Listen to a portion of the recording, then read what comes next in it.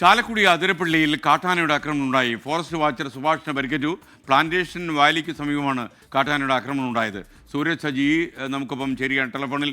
സൂരജ്, കൂടുതൽ വിവരങ്ങൾ എന്തൊക്കെയാണ്?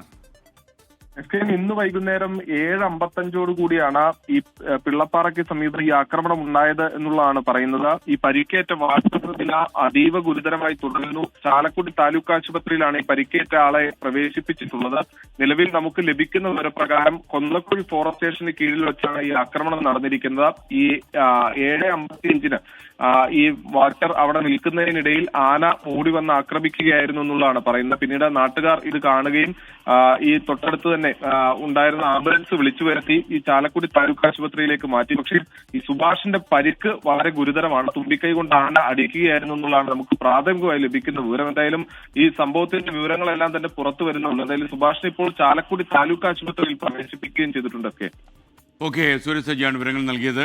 ലോകത്തെവിടെയായാലും ഏത് സമയത്തും 24 വാർത്തകളും ഓഗ്മെന്റഡ് റിയാലിറ്റി പാക്കേജുകളും എക്സ്പ്ലെയിനറുകളും വിശദമായി കാണാൻ ഞങ്ങളുടെ യൂട്യൂബ് ചാനൽ നിങ്ങൾക്ക് സബ്സ്ക്രൈബ് ചെയ്യാം.